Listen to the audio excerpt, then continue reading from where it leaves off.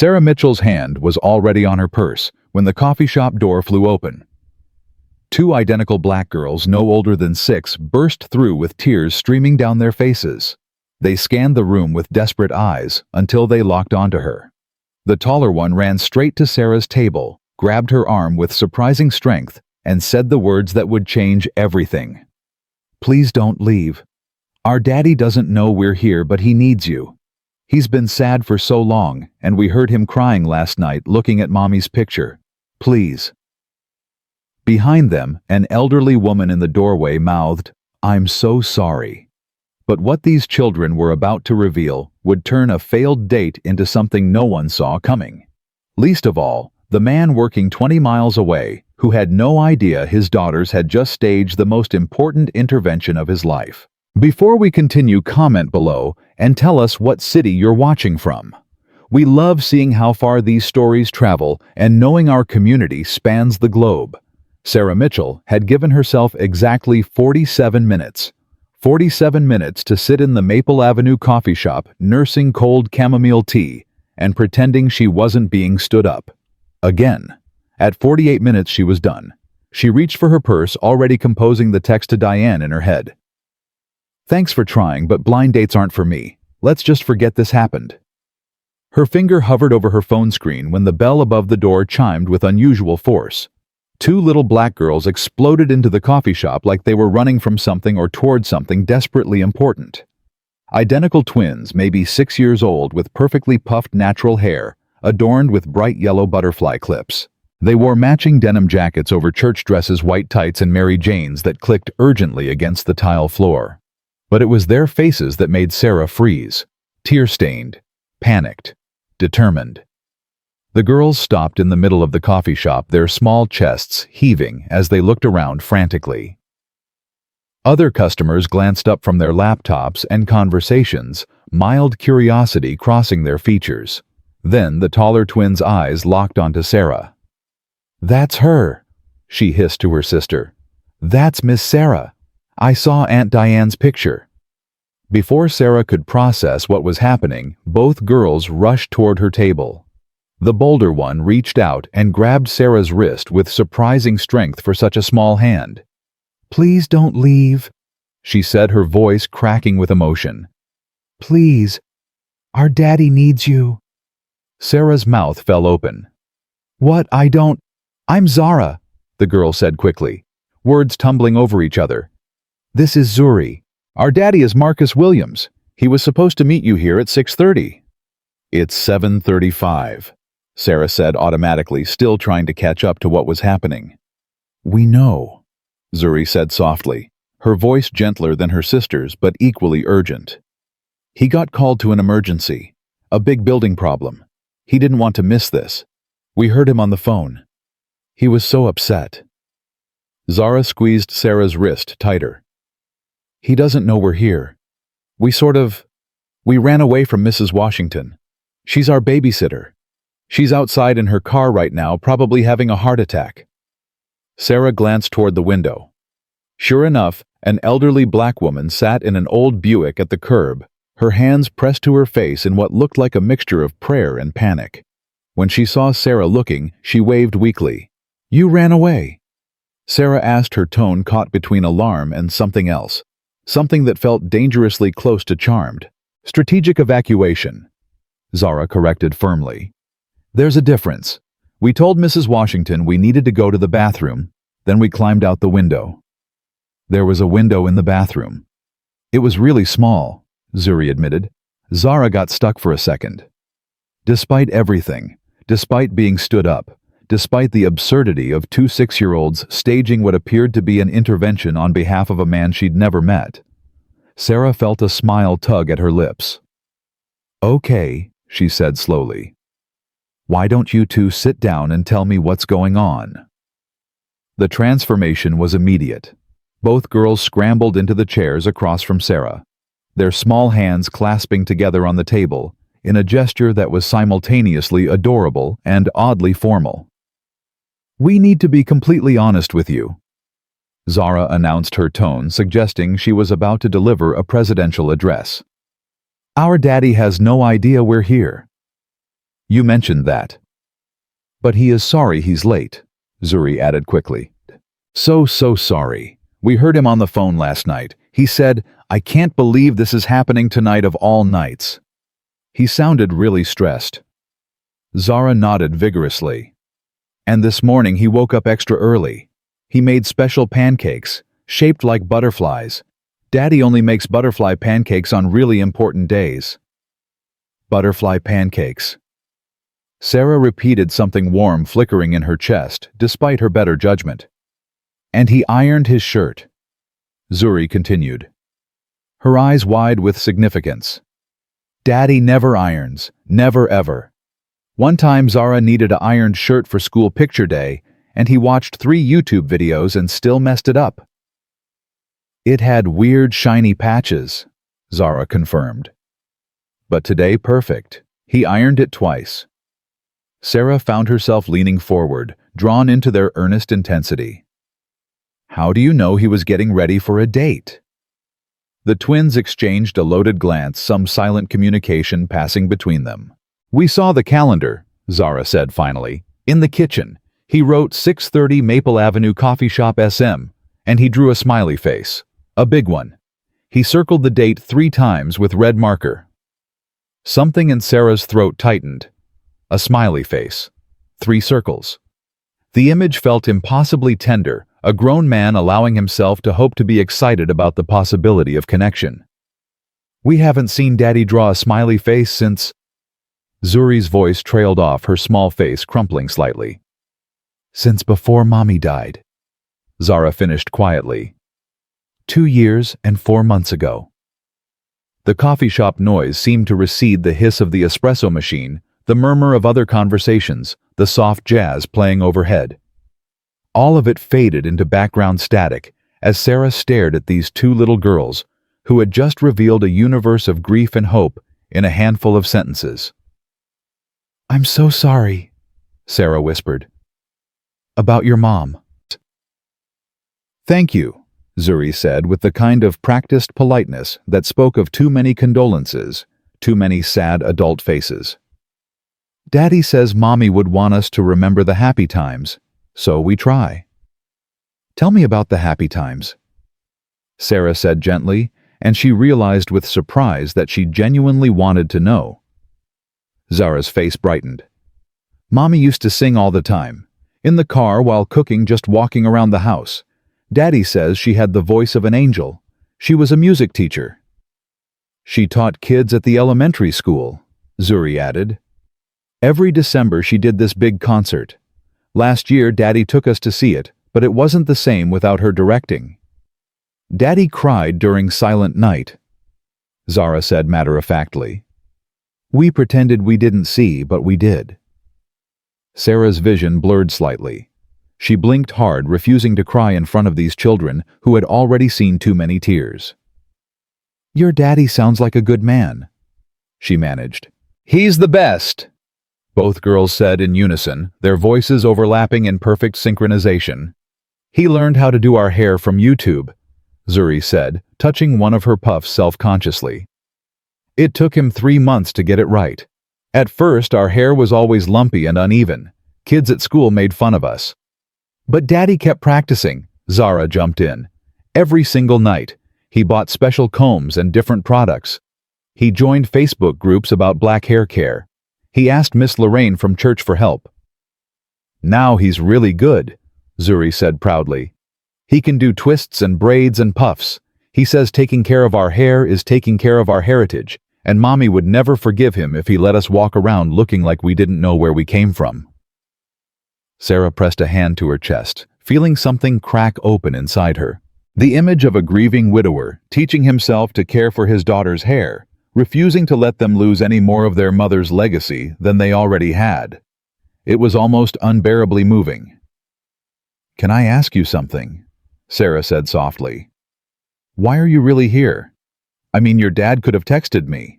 He could have rescheduled. Why did you 2 feel like you needed to stage this intervention? The twins looked at each other again.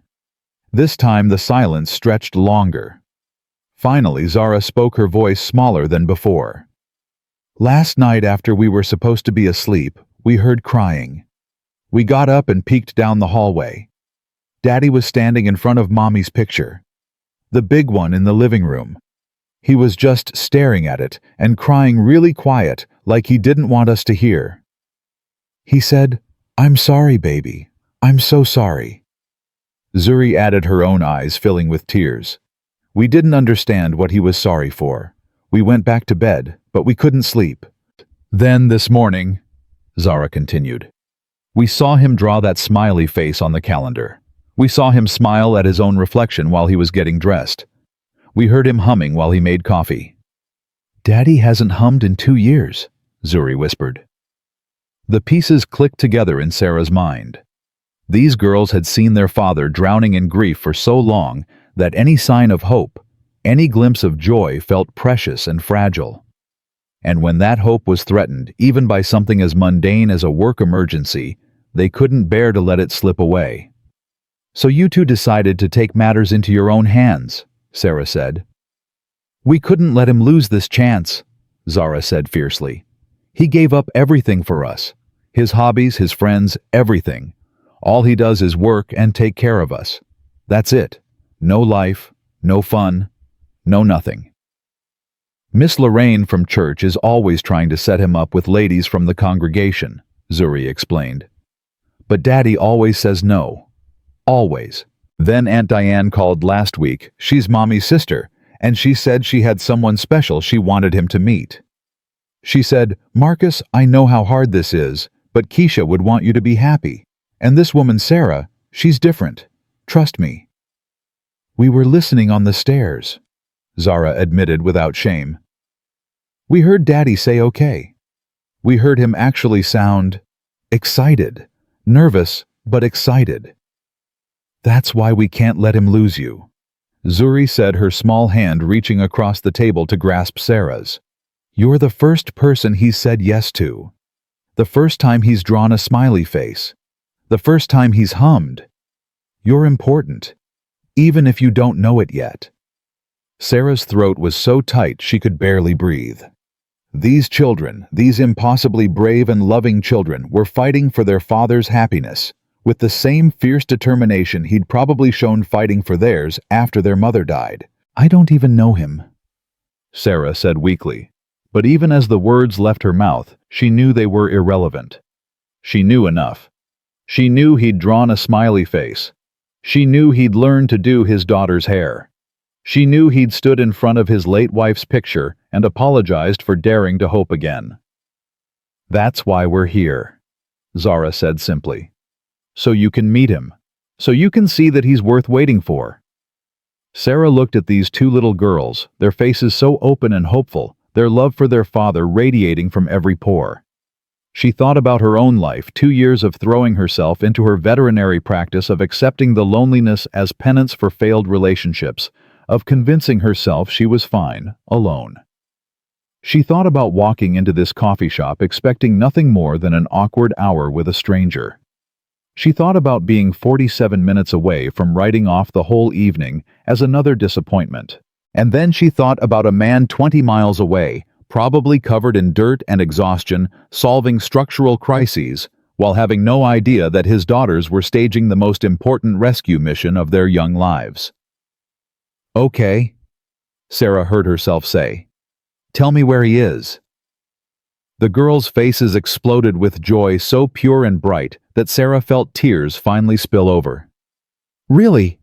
Zuri gasped. "Really, really?" "Really, really," Sarah confirmed. "But we're going to need reinforcements." She looked toward the window where Mrs. Washington still sat in her car, looking like she'd aged 10 years in the past 20 minutes. "And probably hot chocolate," Sarah added. "With extra whipped cream. I have a feeling we're going to need it for the planning session." Zara launched herself across the table to hug Sarah with surprising force. Zuri followed a second later, and suddenly Sarah found herself wrapped in the embrace of 2 6-year-olds who smelled like cocoa butter and hope. When they pulled back, Zara's expression had shifted into something businesslike and determined. "Okay, here's what we know. Daddy's at the new library construction site on Jefferson Avenue. The foundation started cracking yesterday. He said it could take all night to assess the damage and design repairs. He told Mrs. Washington he'd be home by 10 at the earliest, Zuri added. But knowing Daddy, he won't leave until it's fixed. Safety is his responsibility. That's what he always says. Safety is his responsibility, Sarah repeated softly. Another piece of the puzzle that was Marcus Williams. A man who took responsibility seriously, who showed up for his daughters even when his world was falling apart, who drew smiley faces when he allowed himself to hope. We need to bring him food, Zara announced. He always forgets to eat when he's stressed about work. One time he didn't eat for like 16 hours and almost passed out on a construction site. The foreman called us. We were so scared. What does he like? Sarah asked, already pulling out her phone. Chinese food, both girls said immediately. From Golden Palace on 3rd Street, Zara specified. Orange chicken, sweet and sour pork fried rice and spring rolls. The crispy ones, not the soft ones. And egg drop soup, Zuri added. He always gets egg drop soup when he's tired. Says it reminds him of being sick as a kid and his grandma taking care of him. Sarah's fingers flew across her phone screen, pulling up the restaurant's online ordering system. As she placed the order, adding extra food for whatever crew was working with Marcus, she felt something shift inside her. This was crazy. Absolutely insane. She was about to crash a construction site with 2 children she'd known for less than an hour, bringing dinner to a man who'd stood her up, all based on stories about butterfly pancakes and YouTube hair tutorials. But somehow, it also felt like the most right thing she'd done in years. Okay, Sarah said, looking up from her phone. Food ordered. Now we need to go explain to Mrs. Washington that she's driving us to a construction site and why that's not kidnapping. She'll understand, Zara said confidently. Mrs. Washington loves romance. She watches those Hallmark movies every single weekend. She's always saying Daddy needs a good woman in his life. Though she might make us pray first, Zuri added. She makes us pray about everything. One time I lost my favorite hair ribbon, and she made us pray for 15 minutes until we found it. Sarah laughed, the sound surprising her. When was the last time she'd laughed like this? When was the last time anything had felt this spontaneous, this alive? They gathered their things and headed for the door. Mrs. Washington saw them coming and visibly braced herself, her hands gripping the steering wheel like she was preparing for impact. When they reached the car, Sarah tapped on the window. Mrs. Washington rolled it down slowly, her expression hovering between relief and terror. Mrs. Washington, Sarah said, channeling every ounce of veterinary professionalism she possessed. I'm Sarah Mitchell. I was supposed to meet these girls' father tonight. There was an emergency, and the girls came to find me. Now we're going to bring him dinner. I promise this is all above board. You're not in trouble. The girls aren't in trouble. But I would very much appreciate it if you could drive us to Jefferson Avenue, please. Mrs. Washington stared at her for a long moment. Then her weathered face broke into a slow, knowing smile. Lord have mercy, she said, her voice rich with amusement and something like vindication. Marcus Williams is finally getting himself a proper woman, and it's about damn time. She unlocked the doors. Get in, babies. Mrs. Washington's about to be part of the best love story she's seen since Laverne and Harold got married in 1968. The girls scrambled into the back seat, pulling Sarah between them. As Mrs. Washington pulled away from the curb, Zara squeezed Sarah's hand. Thank you, she whispered. Thank you for not leaving. Sarah squeezed back her heart, hammering with nerves and anticipation, and something she was afraid to name. Thank you for coming to find me. As they drove through the darkening streets of the city, Zuri leaned her head against Sarah's shoulder. Miss Sarah, are you scared? Terrified? Sarah admitted honestly. That's good, Zuri said. Daddy says being scared means something matters, means it's real. From the front seat, Mrs. Washington met Sarah's eyes in the rearview mirror and nodded slowly as if to say, These children know what they're talking about. Listen to them." Sarah looked down at Zara and Zuri, these two little warriors who'd climbed out bathroom windows and tracked down their father's blind date because they refused to let his happiness slip away. And she thought about Marcus Williams somewhere across the city, solving structural problems, while his life was about to be restructured in ways he couldn't possibly imagine. 20 minutes later, they pulled into the construction site. Massive floodlights illuminated the skeleton of what would become the new public library. Steel beams cast long shadows across the dirt lot. The site was mostly empty now, end of day approaching, but in a small trailer near the entrance, lights still burned bright. "That's Daddy's office," Zara said, pointing. "The trailer with the blue door." Sarah's heart was in her throat. "Maybe I should wait in the car. Let you two go get him. First prepare him." "No way," Zara said firmly. "We're doing this together, all in." "All in," Zuri echoed. Mrs. Washington twisted around in her seat, her eyes twinkling. "Baby, you've already climbed this far out on the limb. Might as well see if it holds your weight." Sarah took a deep breath, then another. Then she opened the car door. The smell of dirt and metal and wet concrete filled the air. In the distance, she could hear the hum of generators, the occasional shout of workers finishing up for the day. But all of that faded as Zara and Zuri grabbed her hands, one on each side, and started walking toward that trailer with the blue door. Toward Marcus Williams. Toward whatever came next.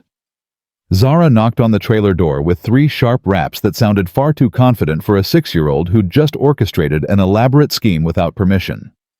Sarah's heart hammered so hard she could feel it in her throat. Beside her, Zuri's small hand tightened around hers, trembling slightly despite her brave face. The door swung open. Marcus Williams stood in the doorway and Sarah's breath caught. He was tall, broad-shouldered with close-cropped hair and dark eyes that held exhaustion, and something else. Something that looked like barely contained stress. His blue shirt, the one he'd supposedly ironed twice, was now wrinkled and dusty sleeves rolled up to reveal forearms marked with what looked like concrete dust and dried sweat.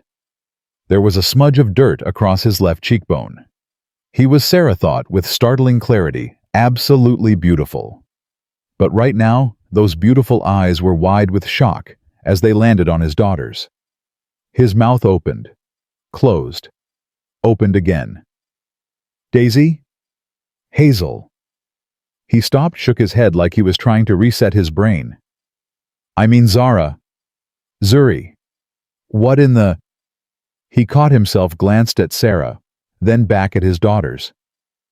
"What are you doing here? How did you even— Mrs. Washington is supposed to be—" "Mrs. Washington is in the car," Zara announced, pointing toward the parking area where the old Buick sat with its lights on. "She knows we're here, sort of. We explained everything." "Explained what?" Marcus's voice rose, slightly panic creeping in. "Explained why you left the house without permission. Explained why you're at a construction site after dark. Explained."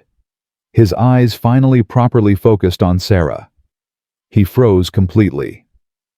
"Oh God, oh no, you're Sarah. You're Kayla. I mean Sarah. You're her. You're the— I'm Sarah." She confirmed, her voice coming out steadier than she felt. "Sarah Mitchell. And you're Marcus Williams, who was supposed to meet me at 6:30 at Maple Avenue Coffee Shop." Marcus's face went through several expressions in rapid succession. Embarrassment, horror, confusion. Then, he seemed to notice the bags of Chinese food Sarah was holding, and complete bewilderment joined the mix. "Did my daughters—" He looked down at Zara and Zuri, his jaw tightening.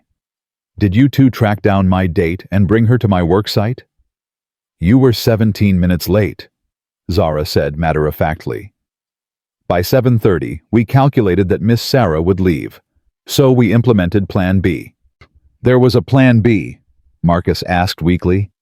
"When did you have time to develop a Plan B?" "This morning while you were humming in the shower," Zuri said.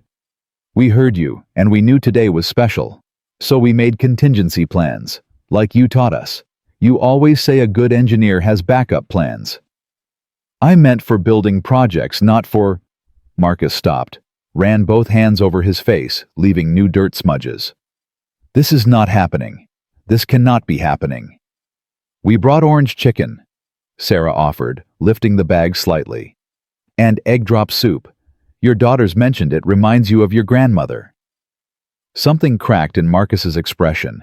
He looked at Sarah, really looked at her for the first time, and she saw past the shock to something deeper. Mortification, yes, but also a desperate, painful hope that made her chest ache.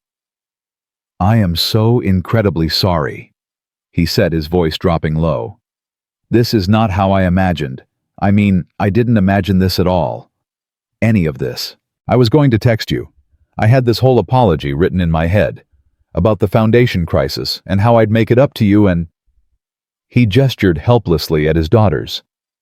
But apparently my children decided to take matters into their own hands. We couldn't let her leave, Zuri said quietly. You drew a smiley face, Daddy. You never draw smiley faces anymore. The words hit Marcus like a physical blow. Sarah watched his shoulders slump, watched his eyes squeeze shut for just a second. When he opened them again, they were suspiciously bright. Baby girl, he said softly, kneeling down to Zuri's level. You can't just run away from Mrs. Washington. You can't track down people you've never met. You can't... His voice cracked slightly. You can't keep trying to fix me. We're not trying to fix you, Zara protested, her own voice wavering. We just want you to be happy, like you used to be. Before... She didn't finish the sentence. She didn't have to. Marcus pulled both girls into a hug, and Sarah felt like she was intruding on something private and sacred. She started to step back to give them space, but Zara's hand shot out and grabbed her wrist again. Don't go, Zara said urgently. Please don't go.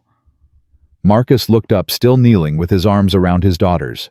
His eyes met Sarah's, and she saw everything in that moment. The grief, the guilt, the exhaustion of 2 years spent being both mother and father, the fear of hoping again, the weight of knowing his daughters were watching his every move, measuring his happiness, trying to carry burdens that should never belong to 6-year-olds. I'm not going anywhere, Sarah heard herself say. Not unless you want me to. I don't, Marcus said immediately, then seemed to realize how that sounded. I mean, I don't want you to leave, obviously. I've been thinking about tonight all week. I've been thinking about it since Diane first mentioned you. He stood up slowly, still holding one daughter's hand in each of his. I didn't want our first meeting to involve a construction crisis and my children staging what appears to be an intervention. Technically, it's more of a rescue mission, Zara corrected. Rescue mission intervention, same category of wildly inappropriate, Marcus said. But there was no real anger in his voice. Just weary affection. He looked at Sarah again. Have they been behaving themselves? They didn't, I don't know, emotionally manipulate you or... They told me about the YouTube hair tutorials, Sarah said. Marcus groaned. Of course they did. And the butterfly pancakes. Naturally. And how you stood in front of your wife's picture last night and cried. The world went very still. Marcus's face drained of color. His hands tightened around his daughter's fingers, and Sarah saw Zuri wince slightly before he immediately loosened his grip. You told her that? Marcus asked, his voice barely above a whisper. You told her about... We were trying to explain. Zuri said, her voice small and frightened now. We were trying to make her understand why tonight was so important, why we couldn't let you lose this chance. Because you've been so sad, Daddy. Zara added, tears spilling down her cheeks now.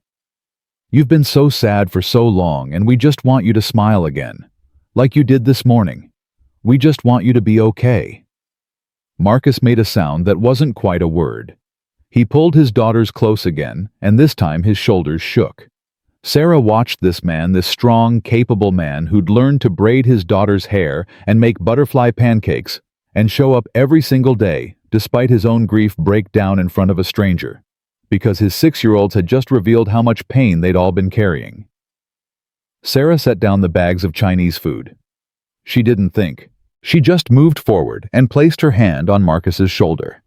He tensed for a second, then relaxed into the touch like a drowning man finding something solid to hold.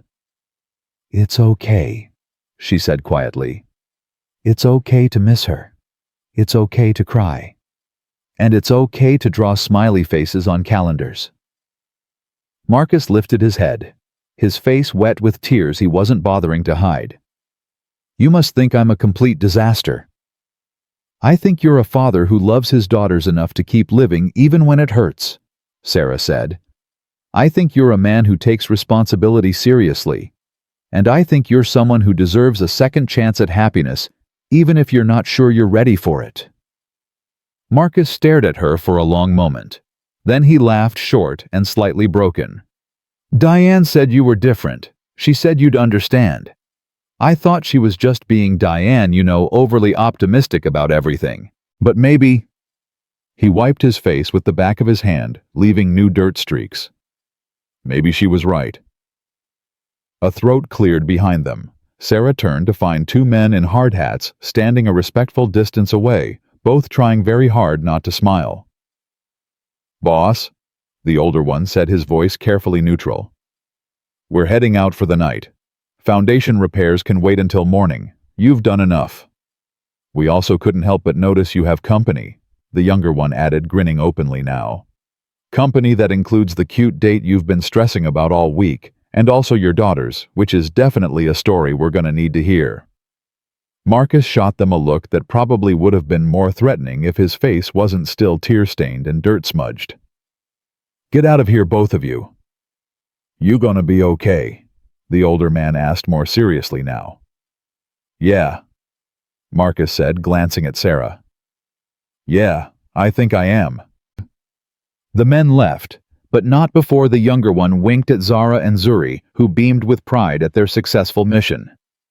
When they were alone again, Marcus seemed to suddenly remember he was covered in dirt and had been crying in front of a woman he'd never properly met. "I should probably—" He gestured vaguely at himself. "I'm a mess. There's a bathroom in the trailer. I could clean up. And then maybe we could sit and actually talk like normal human beings instead of whatever this is." "I like whatever this is," Sarah said honestly. "But yes, maybe clean up a little. Your daughters mentioned something about egg drop soup getting cold." Marcus looked down at Zara and Zuri, who were watching the entire exchange with barely contained excitement. "You two are in so much trouble. We're going to have a very long conversation about boundaries and safety and not leaving the house without permission. But after Miss Sarah has dinner with you," Zara negotiated. "That's not how being in trouble works." "Please, Daddy." Zuri's eyes went impossibly wide. "We just wanted to help." Marcus sighed, but Sarah could see him softening. "Fine. After dinner. But you're both writing apology letters to Mrs. Washington, and you're going to explain to me exactly how you got her to drive you here, because I know that woman and she does not make exceptions for bad behavior." "We told her it was a romantic emergency," Zara said proudly. "She watches Hallmark movies. She understood immediately." "A romantic emergency," Marcus repeated flatly. "You told a 72-year-old church lady that your father's love life constituted an emergency." "It worked, didn't it?" Zara pointed out. Despite everything, despite the absurdity and the tears and the complete chaos of the situation, Sarah laughed. Really laughed. And Marcus, after a second of resistance, joined her. The laughter broke something open between them, dissolved some of the awkwardness, made the impossible situation feel almost manageable. "Okay," Marcus said, finally, still chuckling. "Okay. Give me 5 minutes to wash my face and try to look like someone who deserves a second chance at a first impression." He pointed at his daughters. "You two stay with Miss Sarah. Do not wander off. Do not touch any construction equipment. Do not try to engineer any more romantic interventions. Just sit still and think about what you've done." "We'll think about how successful we were," Zara whispered to Zuri as Marcus disappeared into the trailer. Sarah sat down on the trailer steps, and immediately both girls flanked her, pressing close like they were afraid she might disappear if they didn't maintain physical contact. "Are you mad at us?" Zuri asked quietly. For telling Daddy's secrets. Sarah considered the question carefully. No. But your dad's right that what you did was dangerous. You can't just leave your babysitter and chase down strangers. You're not a stranger, Zara said. Aunt Diane showed us your picture. She told us all about you. She said you take care of animals, and you have a kind heart, and you've been alone for a while just like Daddy. Sarah's breath caught. Diane told you that... She said you and Daddy are both people who got hurt and put up walls, Zuri said. But that maybe if you met each other, the walls wouldn't seem so necessary anymore.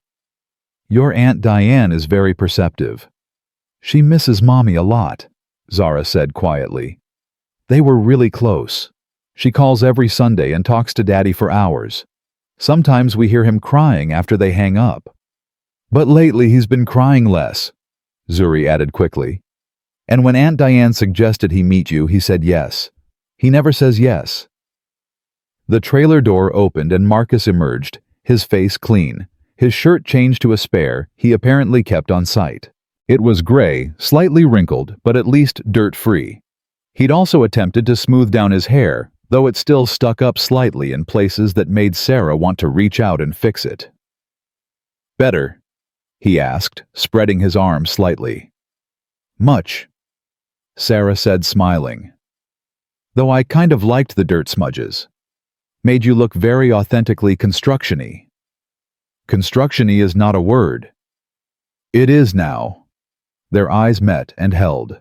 Something warm and electric passed between them, a recognition that felt both brand new and strangely familiar. Like finding something you didn't know you'd been looking for. Zara loudly cleared her throat. The food is definitely getting cold now. Marcus laughed and grabbed the bag Sarah had set down. You're right. Come on, let's eat in the trailer. It's not exactly romantic dinner atmosphere, but it's warmer than out here. The trailer was small, cluttered with blueprints and structural diagrams, and coffee cups in various stages of emptiness. Marcus quickly cleared space on a makeshift table, shoving papers aside with practiced efficiency.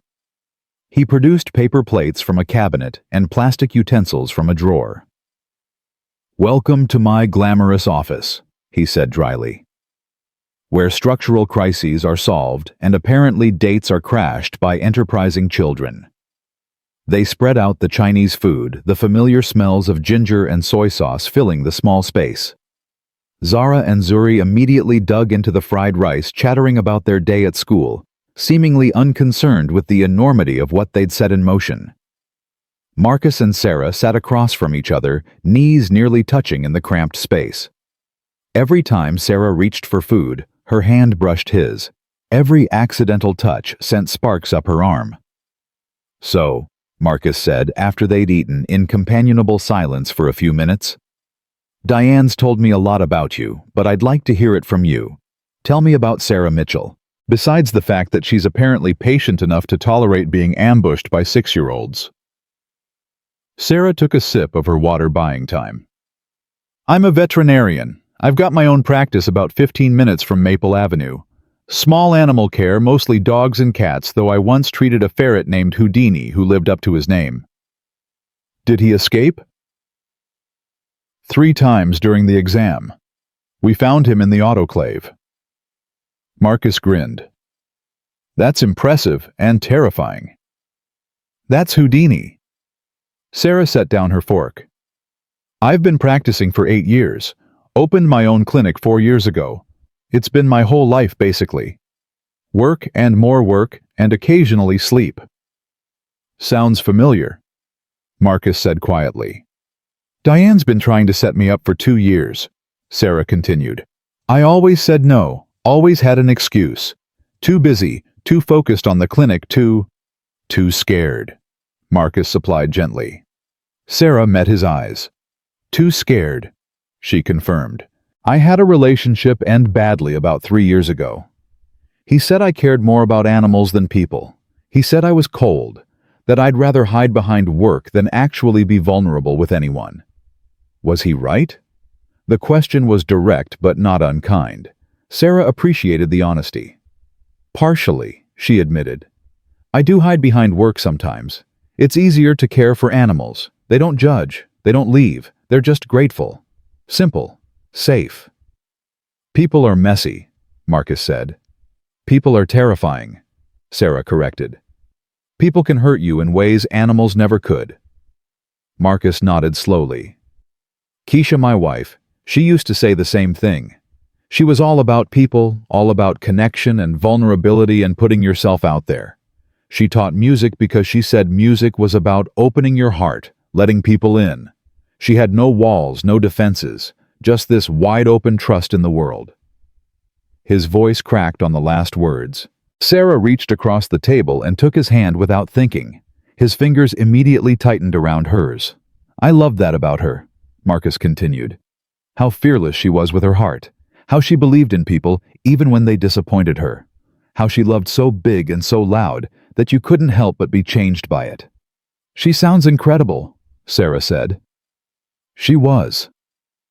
Marcus looked at their joined hands. When she died, part of me wanted to close down completely. To put up those walls you were talking about. To never risk that kind of pain again. But I couldn't. Because of them. He gestured toward Zara and Zuri, who were now engaged in an elaborate game involving spring roll wrappers and what appeared to be an imaginary dragon. They needed me to keep going, Marcus said. They needed me to show up to stay open to model resilience even when I felt completely shattered. So I did. I learned to braid hair and make pancakes and attend PTA meetings and be present. But inside... He paused, his thumb rubbing absently over Sarah's knuckles. Inside, I was still building walls. Just quieter ones, invisible ones. So I could function, but never have to risk that much again. Then Diane called, Sarah prompted. Then Diane called, and she said your name, and she told me about you. And for the first time in 2 years, I felt something besides grief and responsibility. I felt interested, curious, maybe even hopeful. So you drew a smiley face. Marcus laughed, embarrassed. So I drew a smiley face, and circled it 3 times because apparently I'm 12 years old when I'm nervous. I think it's sweet, Sarah said. Your daughters certainly thought it was significant. My daughters are going to give me a heart attack before I'm 40, Marcus said, but he was smiling. I can't believe they tracked you down. I can't believe they convinced Mrs. Washington to be an accomplice. I can't believe you're actually here instead of running for the hills. I thought about it, Sarah admitted. When they first came into the coffee shop, my instinct was to politely extract myself from whatever chaos was happening. But then, she looked at Zara and Zuri. Then they told me about you, about the YouTube tutorials and the butterfly pancakes, and how you haven't drawn a smiley face in 2 years. And I realized that if I walked away, I'd be walking away from something real. You don't even know me. I know enough, Sarah said firmly. I know you're a father who shows up.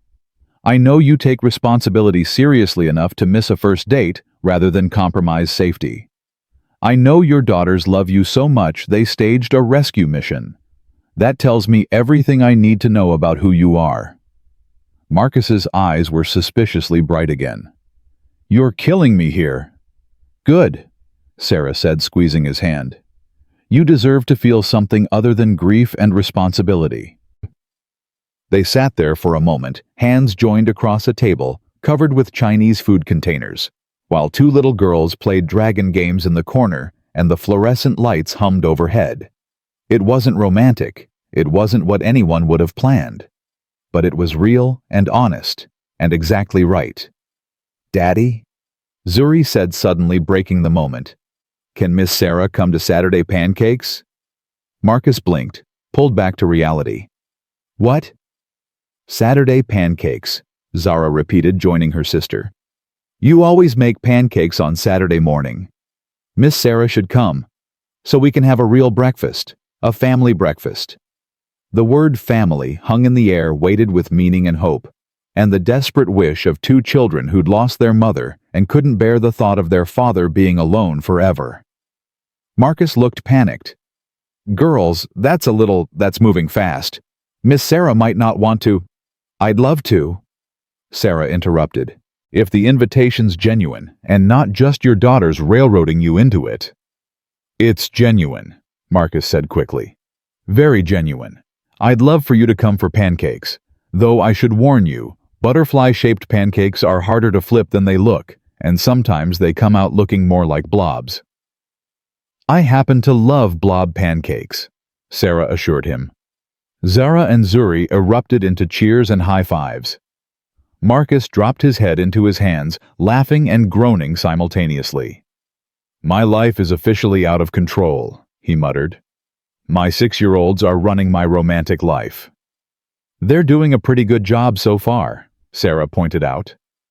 Marcus lifted his head, his eyes meeting hers with an intensity that made her breath catch. "Yeah," he said softly. "Yeah, they really are." Saturday morning arrived with golden light streaming through Marcus's kitchen windows, and Sarah stood on his front porch at exactly 7:58, her heart hammering against her ribs like it was trying to escape. She'd changed her outfit 3 times, finally settling on jeans and a simple green sweater that Diane had assured her brought out her eyes. Now she was second-guessing everything. The door flew open before she could knock. "You came?" Zara and Zuri shrieked in unison, still in their matching pajamas covered with cartoon butterflies. They grabbed her hands and physically dragged her inside with the kind of strength that only excited 6-year-olds possessed. "Of course I came," Sarah said, laughing as she stumbled over the threshold. "I was promised butterfly pancakes. I take my pancake commitments very seriously." "Daddy's been up since 6, Zuri whispered conspiratorially. "He cleaned the whole house, twice." "And he burned the first batch of pancakes," Zara added. "We heard him say a bad word, a really bad one." "I heard that," Marcus called from the kitchen. "And I didn't say a bad word. I said fudge." "You did not say fudge," both girls chorused. Sarah let herself be pulled through a living room that was indeed spotlessly clean, with throw pillows arranged with military precision and what looked like fresh vacuum lines in the carpet. Children's drawings covered the refrigerator, held up by an eclectic collection of magnets. A large framed photograph dominated one wall, a beautiful black woman with warm eyes and a smile that lit up her entire face, flanked by 2 tiny babies. Keisha. Sarah felt the woman's presence in the house in the music books, stacked on a shelf in the piano, pushed against the far wall, in the way Marcus had arranged everything with care and intention. This wasn't a house trying to forget. This was a house learning to remember and move forward simultaneously. Marcus emerged from the kitchen, wearing an apron that said "Grill Sergeant" and holding a spatula. His hair was still damp from a shower, and he'd shaved, though Sarah noticed a small nick on his jaw that he'd apparently tried to hide with tissue. "Hi," he said, and his smile was nervous and genuine and completely endearing. "You're early." "I'm 2 minutes early," Sarah corrected. "That's basically on time." "Daddy said you'd probably be late because you'd be nervous and would change your outfit multiple times," Zuri announced. Marcus's face went through several shades of mortification. "I did not. I mean, I might have suggested that people sometimes, 'Oh God, can we start this morning over?'" Sarah laughed, the tension in her chest easing. "For the record, I only changed 3 times." So his prediction was accurate. "See?" Marcus pointed the spatula at his daughters. "This is why we don't repeat things Daddy says when he thinks nobody's listening." "But that's the most interesting stuff," Zara protested. "That's exactly my point," Marcus said. He gestured toward the kitchen. "Please come in. Ignore the chaos. And the fact that my children have apparently decided to narrate my entire anxiety spiral." The kitchen smelled like butter and vanilla and coffee. A mixing bowl sat in the sink, batter splattered around its edges. The counter held cartons of eggs, a bottle of vanilla extract, and what appeared to be 3 different types of syrup. "I wasn't sure what kind you liked," Marcus said, following her gaze. "So I got regular maple butter pecan and blueberry. Also I have whipped cream, and strawberries, and chocolate chips if you want them in the pancakes or on top or—" He stopped himself. I'm overthinking this, aren't I? Completely, Sarah said gently. But it's sweet. Regular maple is perfect. Marcus exhaled like she'd just solved a complex equation. Okay, good. Regular maple, I can do that. He turned to the stove where batter was already waiting in a bowl. So, butterfly pancakes. Fair warning, they're not perfect. Sometimes they look more like clouds or amoebas, or they're perfect when Daddy makes them. Zuri interrupted loyally. They're lumpy, Zara corrected. But we love them anyway. Lumpy but loved, Marcus said. That should be my life motto. He poured batter onto the griddle in a shape that was attempting to be a butterfly. Girls, can you show Miss Sarah where we keep the plates? Zara and Zuri scrambled to a cabinet and carefully extracted plates, carrying them to the table with intense concentration. Sarah watched them, watched Marcus at the stove, watched the easy rhythm of this family's morning routine, and felt something shift inside her. This was what Diane had tried to explain. This sense of rightness, of belonging, of finding something you didn't know you were missing. Coffee? Marcus asked, already pouring before she could answer. I remembered Diane mentioning you take it black, which is very minimalist of you. I respect that. You're nervous, Sarah observed. Terrified, Marcus admitted. The last time I made breakfast for a woman who wasn't my wife or my daughters, I was 23 and thought instant grits counted as cooking. How did that go? She married someone else. Marcus flipped a pancake with more force than necessary. Though in fairness, the grits weren't the deal breaker. I was just young and stupid. And now you're old and wise. Now I'm 34 and marginally less stupid, Marcus corrected. He slid the first pancake onto a plate. It did indeed look more like a lumpy cloud than a butterfly, but somehow that made it more charming. First pancake always comes out weird. It's like the griddle needs a practice round. I'll take it, Sarah said immediately. You don't have to. I want it, the practice pancake. Consider it an honor. Marcus handed her the plate, their fingers brushing. That electric current sparked again, the same one from the construction trailer. His eyes met hers, dark and warm, and full of questions neither of them were quite ready to ask. Daddy, you're staring? Zara stage whispered. Marcus jerked his attention back to the griddle. I'm not staring. I'm monitoring. There's a difference. You're definitely staring, Zuri confirmed. Sarah bit into the pancake to hide her smile. It was actually delicious, fluffy and buttery with just the right amount of vanilla. This is really good, she said honestly. Your daughters weren't exaggerating. You actually know what you're doing. YouTube, Marcus said. I watched approximately 47 pancake tutorials the week after Keisha died, because the girls needed breakfast, and I couldn't figure out why mine kept coming out rubbery. Turns out you're not supposed to overmix the batter. Who knew? Mommy knew, Zuri said softly. She made the best pancakes, light like clouds. The kitchen went quiet. Marcus's hand stilled on the spatula. Sarah watched him struggle with how to respond, watched him navigate the impossible balance of honoring the past while building a future. She did, Marcus said, finally, his voice steady. Your mom made the best pancakes I've ever had. Mine are just okay. But I keep trying because she'd want me to keep trying. And because we need breakfast, Zara added practically. And because you need breakfast. Marcus agreed, smiling. Can't have my girls going to school hungry. That's non-negotiable. He poured more batter this time, creating something that actually resembled a butterfly. Or at least an enthusiastic attempt at one. Sarah watched his hands steady and capable, and thought about those hands learning to braid hair from YouTube videos, learning to make pancakes, learning to be both mother and father. Can I help? Sarah asked. Marcus looked surprised. You want to help make pancakes. I want to be useful, unless you're very territorial about your kitchen. I'm not territorial. I'm just... Marcus paused. I'm not used to having help. Sarah stood and moved to the counter where strawberries sat waiting in a colander. Then get used to it, starting with me washing these strawberries. She turned on the faucet and began rinsing the fruit. Marcus worked beside her, the two of them moving in the small kitchen space with unexpected synchronicity. Every so often their elbows bumped their hips, brushed small points of contact that felt both accidental and deliberate. Zara and Zuri watched from the table, their eyes tracking every interaction with the intensity of tiny anthropologists studying a new species. "They're like sharks," Marcus muttered.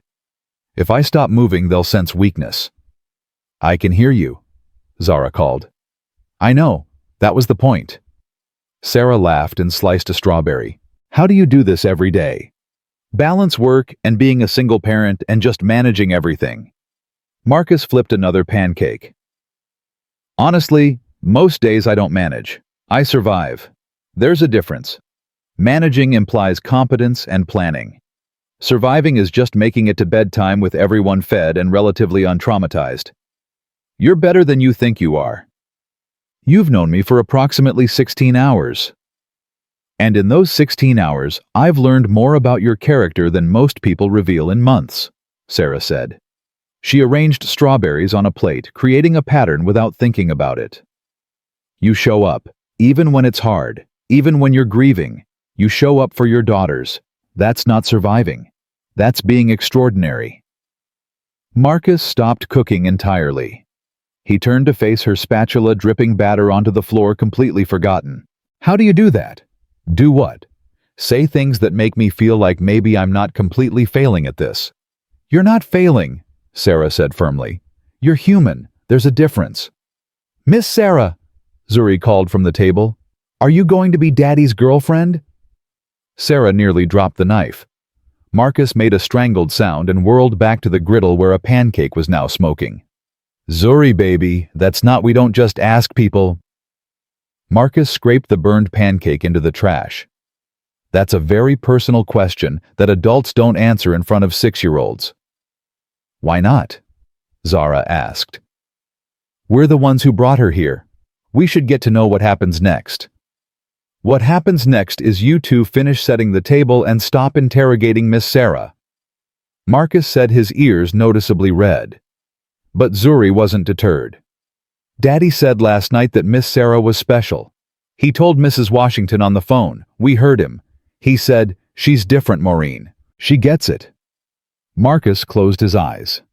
"I'm going to install soundproofing in this house. Everywhere. Every room." Sarah couldn't help but smile. "For what it's worth, I think you're pretty special too." Marcus opened his eyes and looked at her, and the vulnerability in his expression nearly broke her heart. Yeah.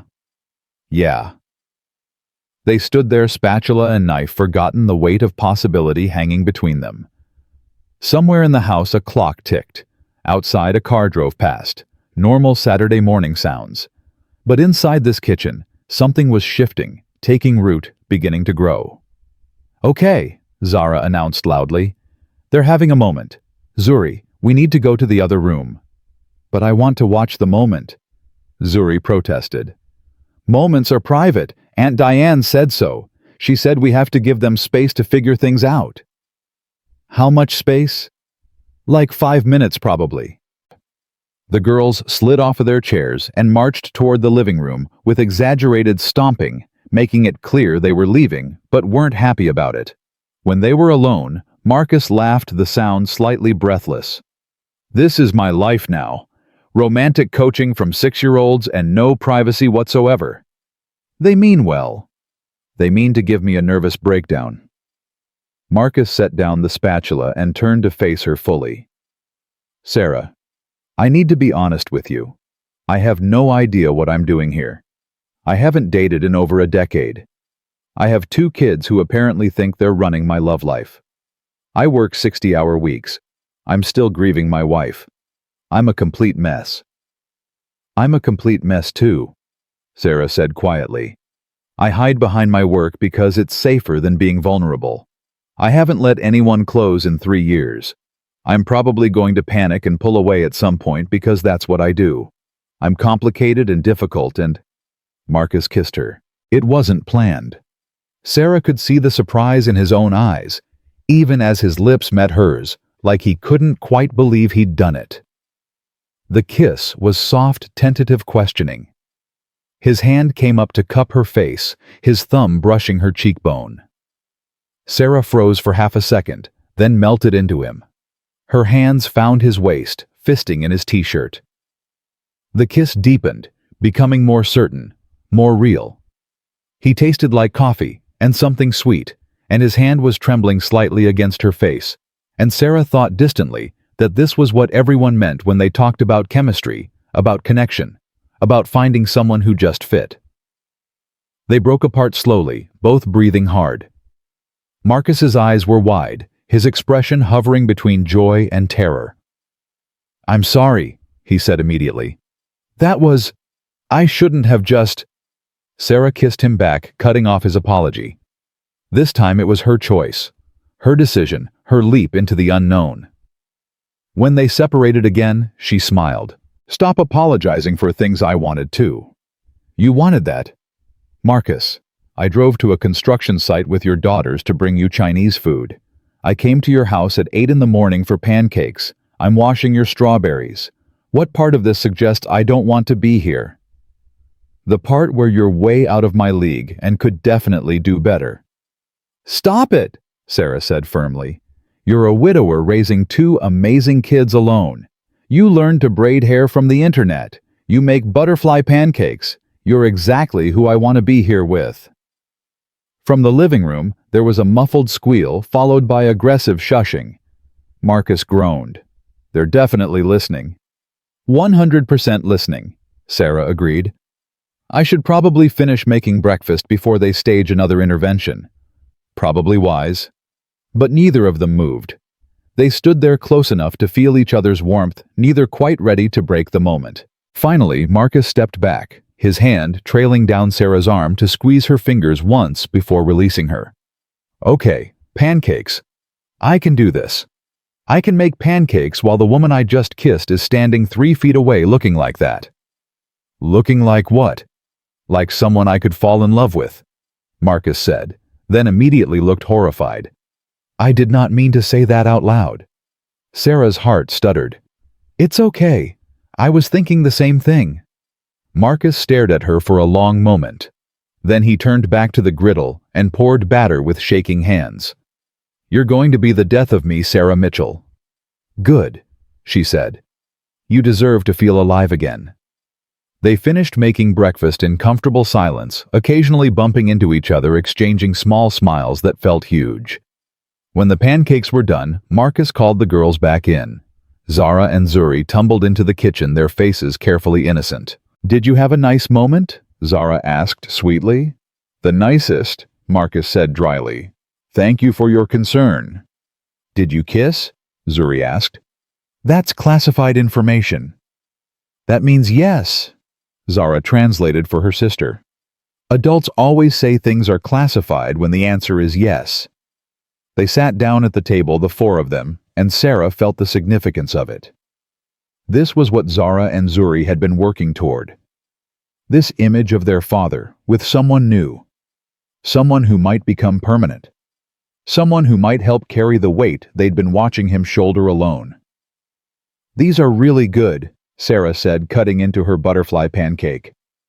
"Lumpy but delicious." "Told you," both girls said simultaneously.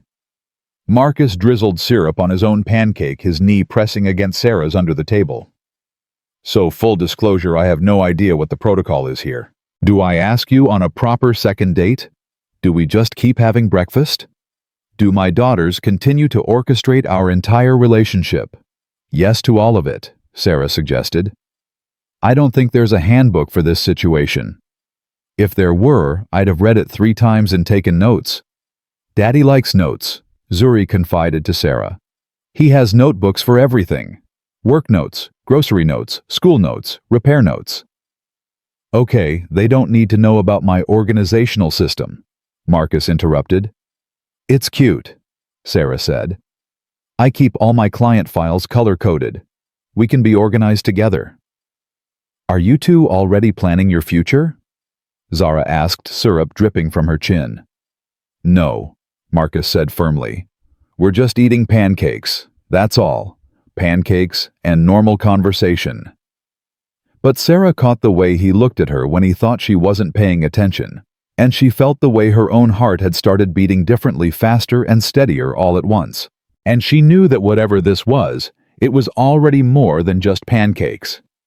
It was the beginning of something that neither of them had planned, but both of them desperately needed. After breakfast, Marcus started clearing plates, but Sarah stood to help.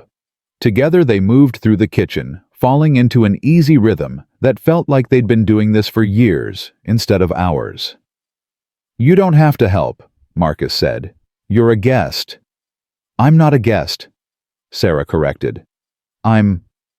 She paused, unsure how to finish that sentence. What was she? A date. A friend. Something more. "You're someone we like having here," Marcus finished for her. "All three of us." Zara and Zuri had disappeared into their room, presumably to plot their next romantic intervention. The kitchen was quiet, except for running water and the clink of dishes. "Can I ask you something?" Sarah said as she dried a plate. "And you can say no if it's too personal. After my daughters told you about me crying in front of my wife's picture, I think we're past the point of too personal. Do you feel guilty about this? About us?"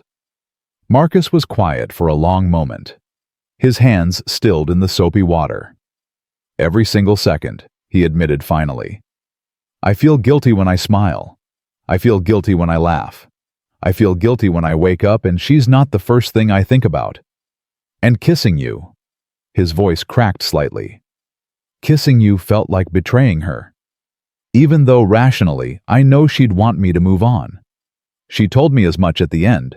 She made me promise I wouldn't shut down, wouldn't close myself off. But knowing something and feeling it are different things." Sarah set down the dish towel and moved closer. "I can't imagine how hard this is for you." "The hardest part is that I want it," Marcus said, turning to face her. "I want this. I want you. And wanting it makes the guilt worse, because it means I'm choosing to move forward, choosing to let someone else in.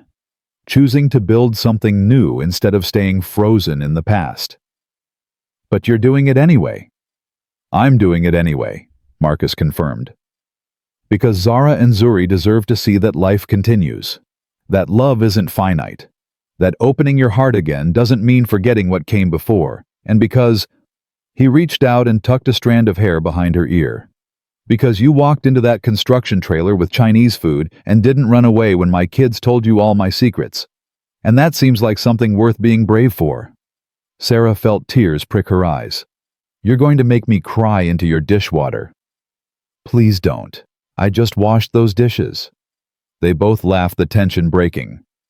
Marcus pulled her into a hug, and Sarah let herself be held. His heart beat steady against her ear, and she thought about how much courage it took for him to do this, to open himself up again after losing everything. "For what it's worth," Sarah said into his chest, "I think Keisha would approve. Your daughters certainly do." "My daughters would approve of anyone who didn't actively set fires." "That's a low bar." "It's the bar I'm working with." They stood there in the kitchen holding each other while morning light streamed through the windows, and somewhere down the hall, two little girls plotted their next move in making sure their father's happiness stuck around this time. 3 weeks passed in a blur of Saturday pancakes and Wednesday dinners, and stolen moments between Marcus's work schedule and Sarah's clinic hours. They fell into a rhythm that felt both exhilarating and terrifying, like learning to dance with someone while the ground kept shifting beneath their feet. Sarah was reorganizing her supply closet on a Tuesday afternoon when her phone rang. Marcus's name lit up the screen, and she smiled before she could stop herself. That was new, that automatic warmth at seeing his name. "Hey," she answered, tucking the phone between her shoulder and ear while she counted syringes. "Aren't you supposed to be in a meeting with the city planners?" I am. I'm hiding in the bathroom." Marcus's voice was tight-strained in a way that made Sarah stop counting immediately. "Sarah, can you talk? Is this a bad time?" "I'm alone. What's wrong?" "Diane called. Keisha's mother wants to have lunch. With me and the girls. This Sunday. At her house. Sarah waited, sensing there was more. She wants to meet you. Marcus continued, the words coming out in a rush. She said Diane mentioned I was seeing someone, and that it was getting serious, and she wants to meet the woman who's spending time with her granddaughters. Sarah. I haven't even told my mother-in-law I was dating. I haven't told anyone except Diane and Mrs. Washington, and apparently those two have been running their mouths, and now Barbara wants Sunday lunch and I'm having a panic attack in a bathroom at City Hall. Breathe, Sarah said softly. Marcus, breathe. She heard him inhale shakily. I can't do this. I can't bring you to meet Keisha's mother. That's too real. That makes this permanent. That means I'm actually moving on, and not just testing the waters, or whatever the hell I've been telling myself this is. What is this? Sarah asked, her own heart starting to race. What have you been telling yourself? Silence stretched between them, filled with all the things they'd been dancing around for 3 weeks. The late-night phone calls. The way Marcus touched the small of her back when he walked her to her car. How Zara and Zuri had started calling her just to talk about their day. The spare toothbrush that had appeared in Marcus's bathroom without either of them acknowledging it. I've been telling myself it's casual, Marcus said finally. That we're just seeing where things go. That I'm not falling in love with you. But Sarah, I am. I'm falling in love with you, and it's terrifying. And I don't know how to introduce you to my dead wife's mother as the woman I'm falling in love with. Because what if Barbara sees it as a betrayal? What if she thinks I'm trying to replace Keisha? What if the girls see her reaction and start doubting this? Start doubting us? Sarah's hand trembled as she set down the box of syringes. Do you want me to say no to the lunch? Because I will. If it's too much too fast, I'll say no. That's the thing. Marcus laughed, but it sounded more like a sob. I don't want you to say no. I want you there. I want you to meet Barbara. I want the girls to see that the adults in their lives can handle this transition. I want to be brave enough to just live my life and stop apologizing for being happy. But wanting it doesn't make it less terrifying. Then we'll be terrified together, Sarah said. And if Barbara hates me, we'll deal with it. And if it's awful, we'll leave. But Marcus, at some point, you have to stop waiting for permission to move forward.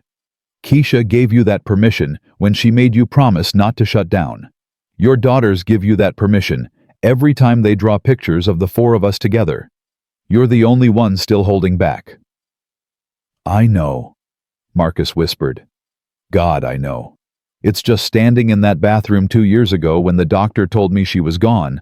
I promised myself I'd never feel that kind of pain again. And letting you in means risking it. Means accepting that I could lose someone I love again and survive it, or not survive it. And either way, it's going to hurt. Life hurts, Sarah said gently. Staying closed off hurts too, just differently. At least this way you get the good parts too. The pancakes and the hand-holding and the girls' laughter when we play that ridiculous card game they love. Uno, Marcus said, and she could hear the smile in his voice now. They're ruthless at Uno. I think they cheat. They definitely cheat. Zuri hides cards under her leg. I've seen her. Marcus laughed for real this time. Okay, you're right. Sunday lunch, we can do this. I'll text Barbara and tell her you're coming, and then I'm going to go back to this meeting and pretend my entire life isn't changing faster than I can process. Marcus. Yeah. I'm falling in love with you too, just so you know, in case that makes the terror more manageable. The silence that followed was different this time. Warm. Full. It does, Marcus said finally. It really does. Sunday arrived with unseasonable warmth and Sarah's stomach in knots. She stood in front of her closet for 20 minutes before calling Diane in desperation. What does one wear to meet their boyfriend's dead wife's mother? Sarah demanded when Diane picked up. Because every fashion guide I've ever read somehow failed to cover this scenario. Diane laughed. Barbara's going to love you. She's going to see exactly what I see: someone who loves Marcus and adores those girls and isn't trying to erase Keisha's memory. How do you know I'm not trying to erase her memory? Because you asked me to send you photos of her last week so you could learn what she looked like beyond that one frame in the living room. Because you let the girls talk about their mother without changing the subject. Because you're terrified right now, which means you understand how significant this is. Sarah sat down on her bed, still holding 3 different dress options. What if she sees me as a threat? What if she thinks I'm trying to take her daughter's place? Then she'd be wrong and Marcus would correct her, Diane said firmly. But she won't think that. Barbara's been worried about Marcus for 2 years. She's been watching him hollow himself out, trying to be everything for those girls. She wants him to be happy. She wants her granddaughters to have something stable and joyful in their lives. You're not a threat, Sarah. You're an answer to prayers she's been too afraid to say out loud. No pressure then. None at all. Diane agreed cheerfully. Wear the blue dress, the one with the little flowers. Barbara loves flowers. And bring those cookies from that bakery on 5th Street. She's got a sweet tooth that won't quit. 90 minutes later, Sarah stood on the porch of a neat brick house in a neighborhood where every lawn was meticulously maintained and American flags hung from every 3rd porch. Marcus's hand found hers squeezed once. Last chance to run, he murmured. Not running, Sarah said, though her palms were sweating. We're in this together, remember? The door opened before Marcus could knock. Barbara Williams was a petite woman in her late 60s, with silver hair pulled back in an elegant bun and Keisha's eyes. Those same warm, knowing eyes that stared out from the photograph in Marcus's living room. She looked at Sarah for a long moment. Sarah felt like she was being X-rayed, every thought and intention laid bare under that steady gaze. Then Barbara smiled, and it transformed her entire face. You must be Sarah. Come in, baby. Come in. It's too hot to stand out here interrogating people on the porch. Grandma! Zara and Zuri exploded from somewhere inside the house, throwing themselves at Barbara with the confidence of children who knew they were deeply loved. My sweet angels, Barbara said, hugging them close. Then she looked at Marcus over their heads. You look good, son. Better than I've seen you look in a long time. Marcus's throat worked. Hi, Barbara. Thanks for having us. This is my home. You don't need to thank me for being here. Barbara released the girls and turned to Sarah, extending both hands. Now, let me look at you properly. Sarah took Barbara's hands, felt the older woman's grip, firm, warm, assessing. It's wonderful to meet you, Mrs. Williams. Marcus and the girls have told me so much about you. Good things, I hope. The best things, Sarah assured her. And I brought cookies. Diane mentioned you have a sweet tooth. Barbara's eyes lit up. She told you about my weakness. That girl's a traitor, but I'll forgive her if those are from Anderson's bakery. They are. Then you're already my favorite person in this house. Barbara released Sarah's hands and ushered them all inside. The house smelled like roast chicken and something baking cinnamon, maybe. Photos covered every available surface Keisha as a baby, as a teenager in her wedding dress, holding 2 tiny infants.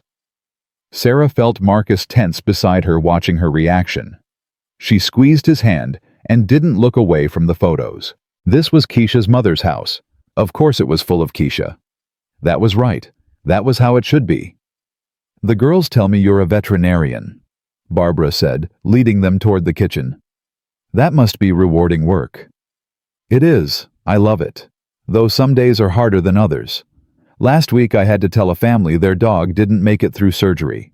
That never gets easier. No, I imagine it doesn't. Barbara pulled a roasted chicken from the oven with practiced ease. Death is hard, especially when you care about those left behind. The weight of that statement settled over the kitchen. Marcus's hand tightened around Sarah's. Zara and Zuri had gone very still. Barbara set down the roasting pan and turned to face them all. Okay, let's just address the elephant in the room before we all choke on polite conversation. Sarah, my daughter, is dead. She's been dead for 2 years, and it nearly destroyed this family. Marcus barely survived it.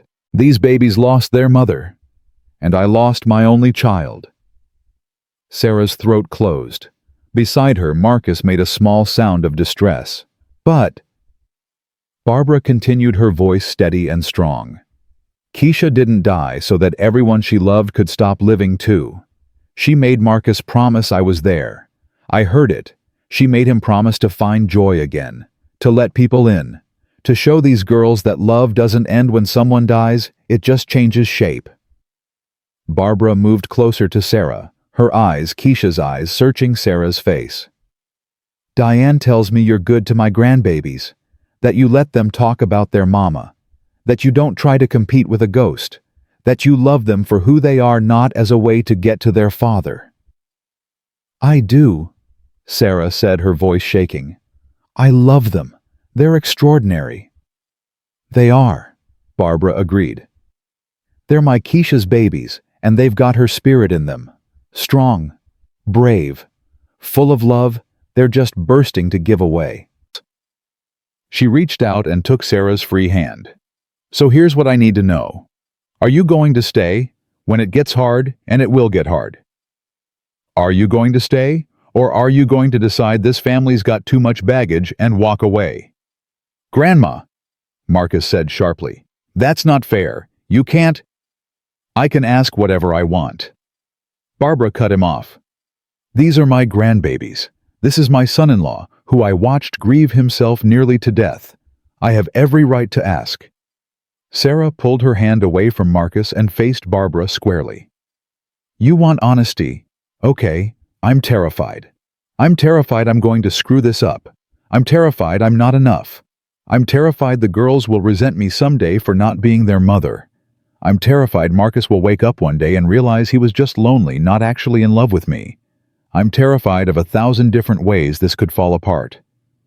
Barbara's expression didn't change, but something flickered in her eyes. Understanding, maybe. But, Sarah continued, her voice stronger now. I'm here anyway. I'm here because those two little girls climbed out of a bathroom window and tracked me down because they couldn't stand to see their father sad anymore. I'm here because Marcus makes butterfly pancakes and learned to braid hair from YouTube.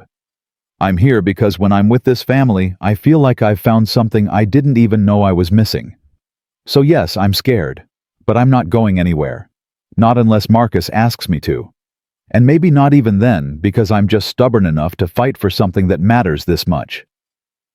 The kitchen was silent, except for the tick of a clock somewhere and Zuri's quiet sniffle. Barbara stared at Sarah for what felt like an eternity. Then she pulled Sarah into a fierce hug. Good, Barbara said into Sarah's shoulder. Good. That's the right answer. Because my grandbabies need someone who's going to stay. Someone who's going to love them even when it's complicated and messy and hard. Someone who's not afraid of ghosts. Sarah hugged her back, tears streaming down her face. Over Barbara's shoulder she saw Marcus with his hand pressed to his mouth, his own eyes wet. The girls had moved to flank him, each holding one of his hands. When Barbara released her, she kept her hands on Sarah's shoulders. I'm not trying to be cruel, baby. I'm just protecting what's left of my family. Can you understand that? I can, Sarah whispered. I would do the same thing. Barbara nodded and stepped back, wiping her own eyes. Okay. Okay, good. Now let's eat this chicken before it gets cold. And I wasted a perfectly good Sunday roast. The meal was easier after that, the tension broken by Barbara's direct confrontation. They ate and talked about safe topics, Zara and Zuri's upcoming school play. Marcus's latest construction project, Sarah's most interesting veterinary cases. But underneath it all ran a current of understanding, of acceptance, hard won. After lunch, while Marcus helped Barbara with dishes, and the girls played in the backyard, Sarah found herself alone in the living room with all those photos of Keisha. She studied them more carefully, now looking for the woman Marcus had loved, the mother Zara and Zuri mourned. She was beautiful, wasn't she? Sarah turned to find Barbara standing in the doorway, drying her hands on a dish towel. She was, Sarah agreed. The girls looked just like her. They have her spirit too, that fierce love, that absolute certainty that everything will work out if you just believe hard enough. Barbara moved to stand beside Sarah, looking at a photo of Keisha holding infant twins. She knew she was dying. The doctors told her. But she spent her last weeks making plans for everyone else. Instructions for Marcus about the girls' hair, lists of their favorite foods, letters for them to open on their birthdays until they turn 18. Sarah's chest ached. I can't imagine how hard that must have been. The hardest thing she ever did was let go, Barbara said quietly. But she did it anyway, because she loved them more than she loved herself. And the last thing she told Marcus, the very last thing before she lost consciousness, was, "Don't stop living." Not, "I love you," or "take care of the girls." Just, "Don't stop living." Sarah turned to look at Barbara, who was openly crying now. "He tried," Barbara continued. "Lord knows he tried, but he was just going through motions, working and parenting and surviving, not living. And then Diane called me 3 weeks ago and said, 'Mama, Marcus is smiling again. Really smiling. There's this woman.' And I knew Keisha's wish was finally coming true." "I'm not trying to replace her," Sarah said urgently. "I could never." "Baby, you're not replacing her. You're honoring her. By loving the family she left behind, by giving Marcus permission to heal, by showing those girls that their home can hold more than grief." Barbara took Sarah's hand. "Keisha would have liked you. She always said love multiplies, it doesn't divide. There's enough room in those girls' hearts for memories of their mama and love for you. There's enough room in Marcus's heart for grief and new joy. You're not taking anything away. You're adding to it." Sarah couldn't speak around the lump in her throat. Barbara pulled her into another hug, and Sarah let herself be held by this woman who'd lost everything and was somehow still opening her heart to include a stranger. "Thank you," Sarah finally managed. "For giving me a chance, for not seeing me as a threat." "Oh, I absolutely saw you as a threat," Barbara said, pulling back with a watery smile.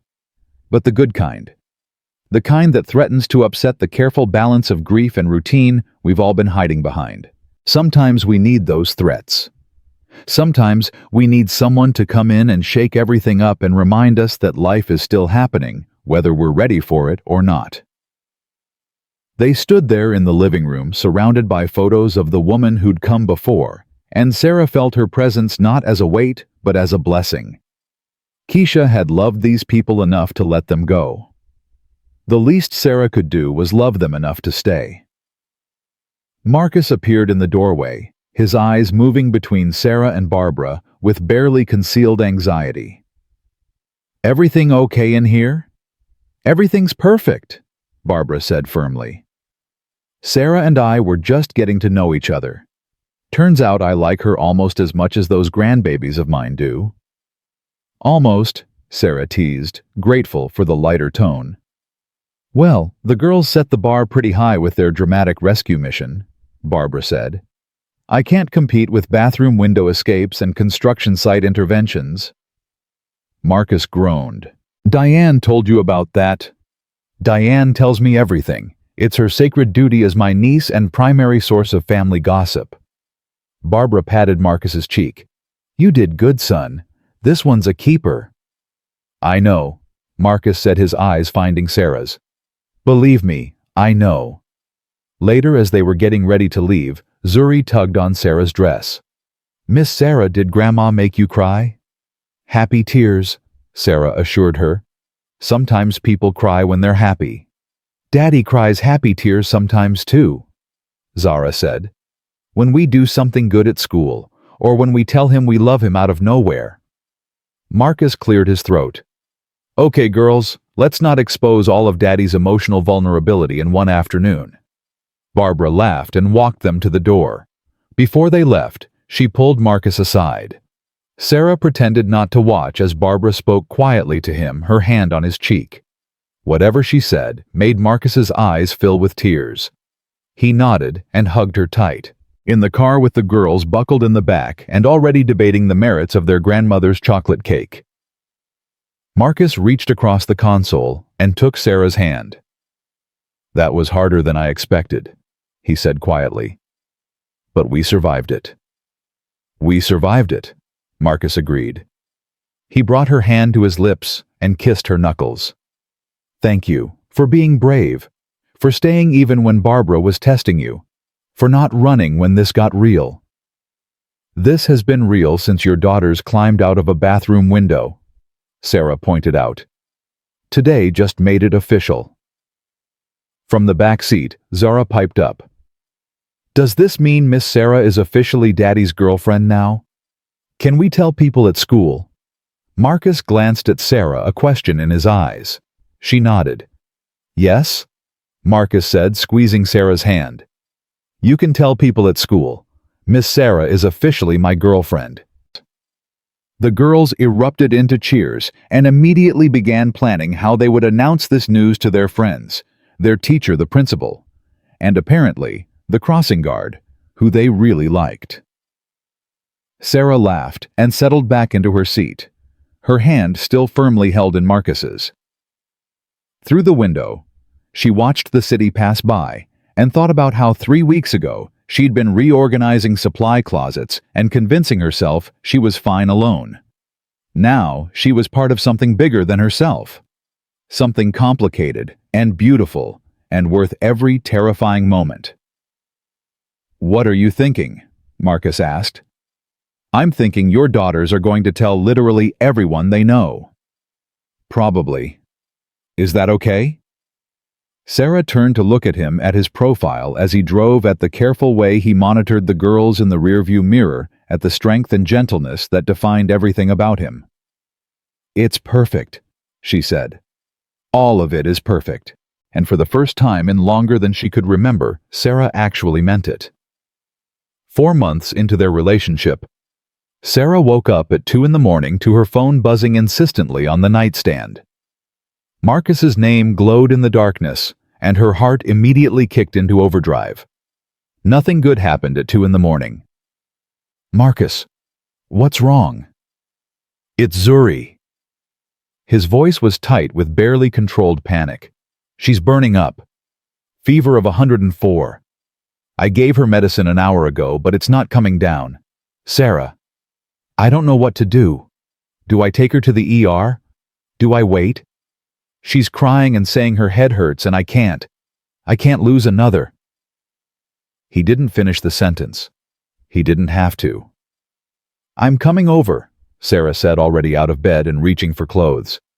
Give her a lukewarm bath, not cold lukewarm. Keep her hydrated. I'll be there in 15 minutes.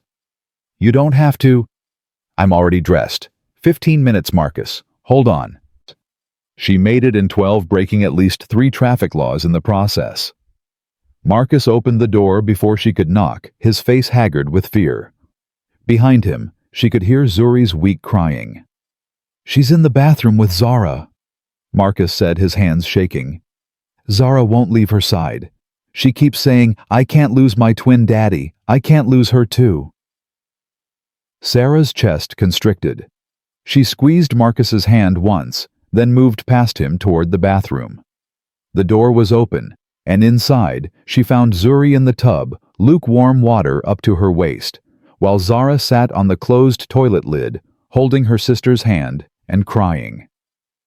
Hey, sweet girl, Sarah said softly, kneeling beside the tub. She pressed her hand to Zuri's forehead, still burning. That headache pretty bad. Zuri nodded weakly. It hurts so much, Miss Sarah, and my neck feels funny. Sarah's medical training kicked in immediately. Fever, headache, neck stiffness in a child. She looked at Marcus in the doorway. When did the neck stiffness start? About 20 minutes ago. She said it hurt to look down. Marcus's voice cracked. That's when I called you. Sarah, could it be? Meningitis, Sarah said quietly, so only he could hear. We need to get her to the ER now. I'll drive. You sit in back with the girls. Marcus's face went white. Meningitis. Oh, God. That's what took Keisha. Started as a headache. Then the fever. Then, Marcus. Sarah stood and gripped his shoulders. Look at me. That was an aneurysm. This is different. But we need to move fast. Can you get Zara dressed while I help Zuri? He nodded jerkily and moved toward Zara, his hands trembling as he helped her out of her pajamas and into real clothes. Sarah gently lifted Zuri from the tub and wrapped her in a towel. I'm scared, Zuri whispered. Am I going to die like Mommy? Sarah's heart shattered. She pulled the little girl close, towel and all. No, baby. No. You're going to be fine. We're going to take you to the hospital, and they're going to make you better. I promise. You can't promise that, Zara said, her voice sharp with terror. Nobody could promise with Mommy either. And then she died. Marcus made a sound like he'd been punched. Sarah looked at him over Zuri's head and saw a man barely holding himself together, every nightmare he'd survived threatening to come true again. You're right, Sarah said to Zara, fighting to keep her voice steady. I can't promise, but I can promise we're going to fight. All of us. Together. Okay? 20 minutes later, they were in the ER. Sarah had called ahead from the car, using every professional connection she had to make sure they'd be seen immediately. The doctor on call was someone she'd worked with on a charity fundraiser, and she came out personally to meet them. Dr. Mitchell. The doctor said, then looked at Marcus and the girls. You must be the family. Let's get you back right away. Zuri was whisked away for tests. Marcus tried to follow, but a nurse gently stopped him. Sir, we need you to wait here while we do the lumbar puncture. It's better if... I'm not leaving her, Marcus said, his voice dangerous. That's my daughter. I'm not leaving her alone. Marcus, Sarah said quietly, placing herself in front of him. Let them work. If you're in there and you're scared, she'll be more scared. We'll wait right here, right outside this door. We won't leave.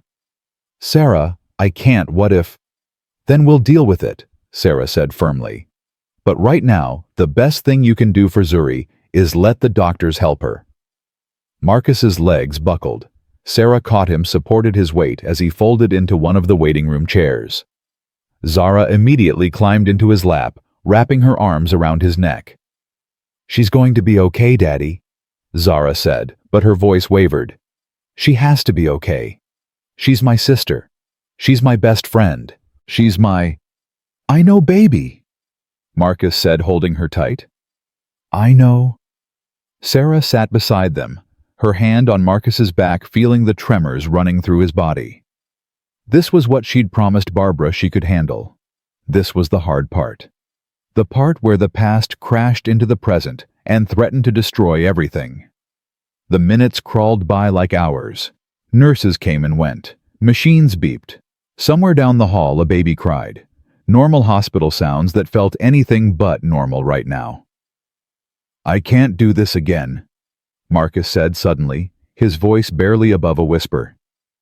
Sarah, I can't survive losing someone else. I barely made it through losing Keisha. If something happens to Zuri... Stop, Sarah said, her voice sharp enough to cut through his spiral. Stop going there. We don't know anything yet.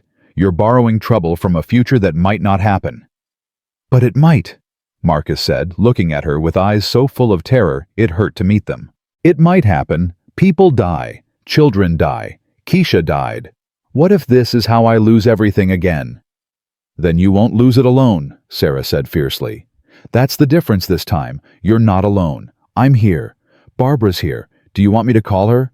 God, no. Not until we know something. I can't put her through this terror until there's a reason. Okay. Then we wait together. Zara had gone very quiet in Marcus's arms. Sarah looked at the little girl and saw the same terror in her eyes that she'd seen in her father's. This child had already lost her mother. Now she was watching her father fall apart at the possibility of losing her sister. Zara, Sarah said gently. Can you come sit with me for a minute? Let Daddy have a moment to breathe.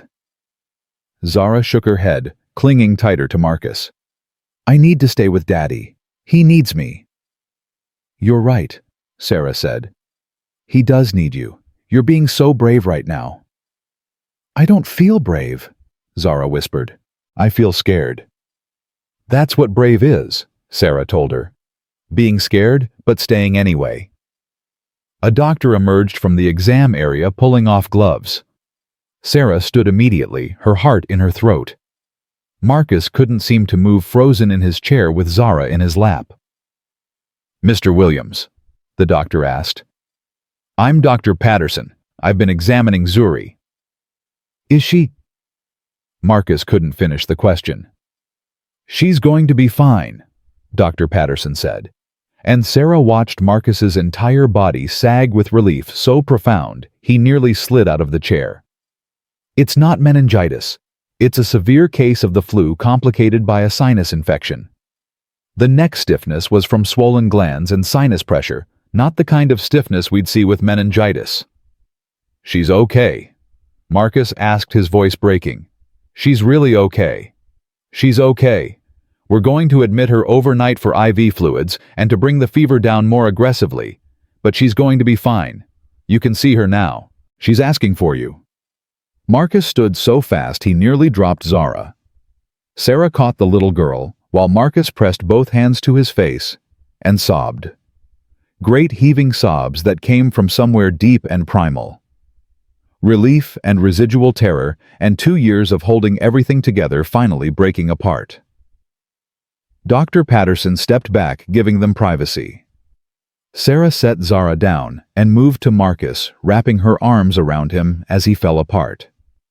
"She's okay," Sarah murmured into his shoulder. "She's okay. You're okay. We're all okay. I thought God—" "Sarah, I thought I was going to lose her. I thought it was happening again." "I know, but it's not. She's fine. The flu. Just the flu." Marcus pulled back, wiping his face roughly. "I'm sorry. I'm so sorry you had to see me lose it like that." "Don't apologize for being human," Sarah said. "Don't apologize for loving your daughter enough to be terrified.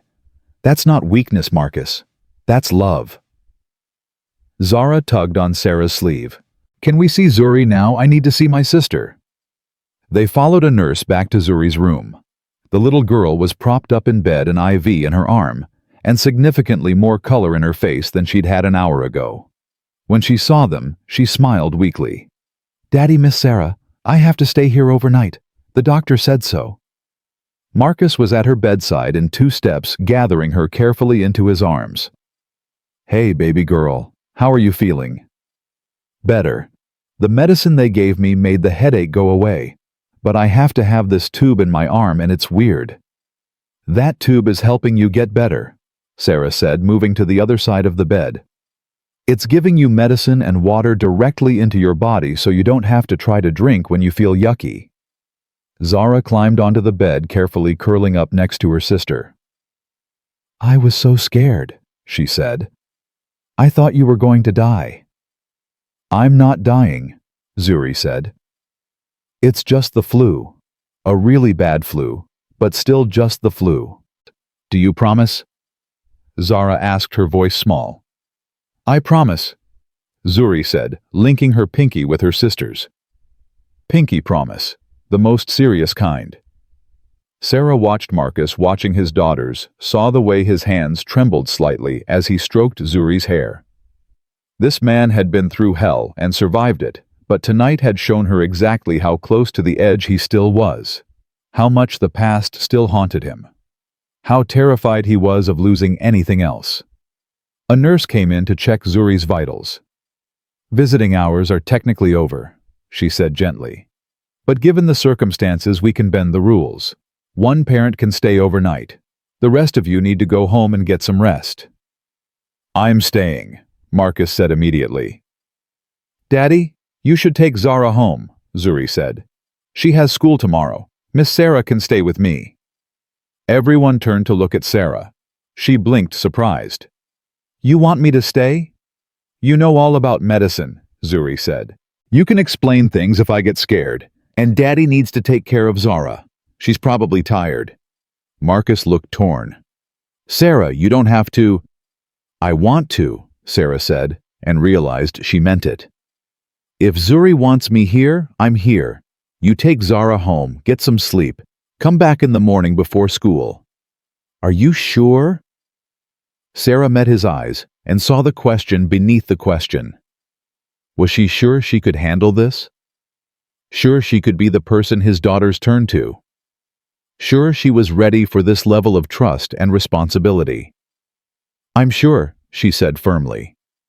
Marcus kissed Zuri's forehead, then Zara's, then crossed to Sarah.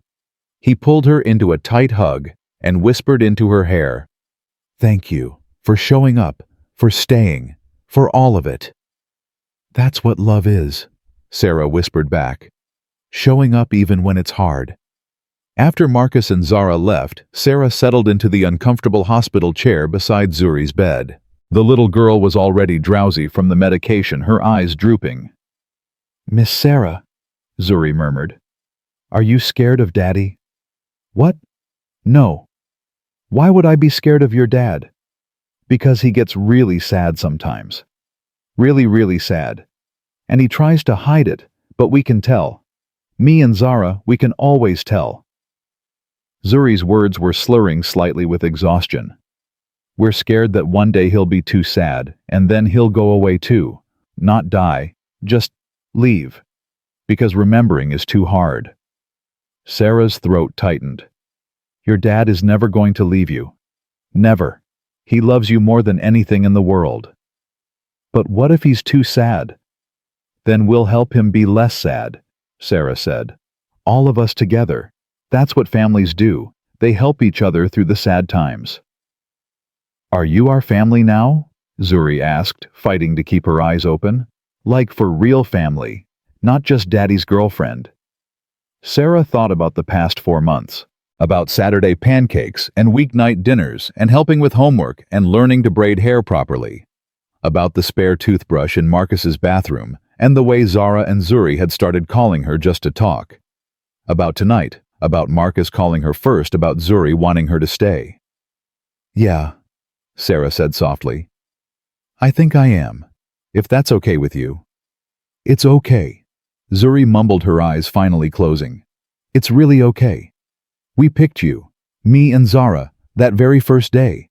We saw your picture and we knew. You were supposed to be ours." Sarah sat in that uncomfortable hospital chair watching Zuri sleep and thought about 2 little girls who'd climbed out of a bathroom window because they couldn't bear to see their father alone anymore. Who'd tracked down a stranger and convinced her to take a chance on a complicated grieving family.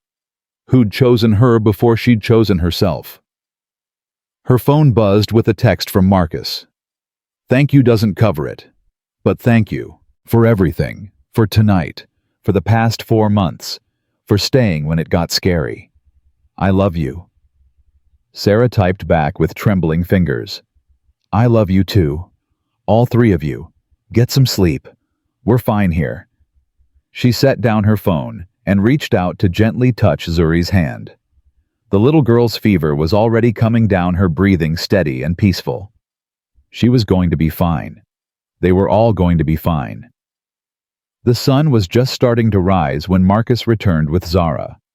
Sarah had dozed off in the chair, her hand still holding Zuri's. She woke to Zara's whisper. "Look, Daddy, Miss Sarah stayed all night." Sarah blinked awake to find Marcus standing in the doorway holding 2 coffee cups and looking at her with an expression so tender it made her breath catch. Zara was already climbing onto the bed with her sister, careful not to disturb the IV. "Hey," Sarah said groggily. "What time is it?" 6:30, Marcus said, handing her one of the coffees. "You didn't have to stay all night. You've got work today." "I called the clinic. My partner's covering for me." Sarah took a sip of the coffee and nearly moaned. "Oh my God, is this from that place on 5th Street? The one you love. I may have driven out of my way." "You're a saint." "I'm really not," Marcus said quietly. He sat on the edge of the bed looking at his daughters. Zara had curled up next to Zuri, both of them now awake and whispering to each other. "Sarah, about last night." "Don't," Sarah interrupted. "Don't apologize for being scared. Don't apologize for needing help. That's what I'm here for." "I know, but I fell apart. Completely fell apart. And you had to hold everything together and I—" "Marcus!" Sarah set down her coffee and took his hand. That's what partners do. Sometimes you hold me together. Sometimes I hold you together. That's how this works. He looked at their joined hands, then back at her face. I don't deserve you. Good thing I'm not going anywhere then. Zuri sat up in bed looking remarkably better. Miss Sarah Zara says you stayed all night because you're part of our family now. Is that true? Sarah looked at Marcus, saw the question in his eyes. The hope, the fear, the desperate wish for this to be real and permanent and safe. Yeah, Sarah said, holding his gaze. That's true. If you'll have me. If we'll have you. Marcus repeated, his voice rough. Sarah, you showed up at 2 a.m. You drove us to the hospital. You explained medical things so I didn't completely lose my mind. You stayed all night with my daughter so I could take care of my other daughter. You're not asking if we'll have you. We're praying you'll stay. Then I'm staying, Sarah said simply. For as long as you want me. Forever, Zara announced. We want you forever. Forever is a long time, Sarah said, but she was smiling.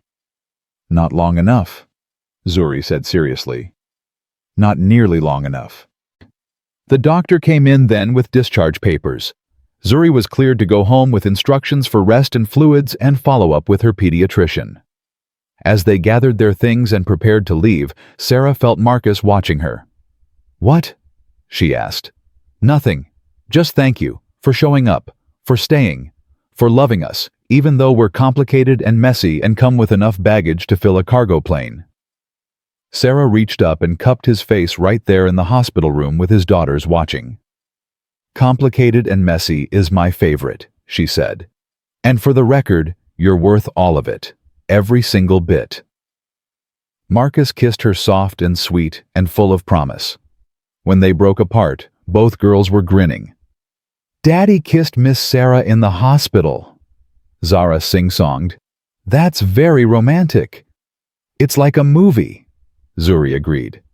The good kind where everyone lives and nobody dies and they all go home together. Exactly like that, Sarah said, gathering up the get well cards the nurses had brought for Zuri to color. Now let's get you home. I'm thinking we skip the Saturday pancakes today and just do a movie marathon in bed. Everyone agreed. Agreed, both girls chorused. And Sarah, Marcus said as they headed toward the exit.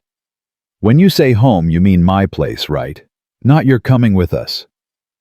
Sarah stopped walking and turned to face him fully. Marcus, of course I'm coming with you. Where else would I be? I don't want to assume.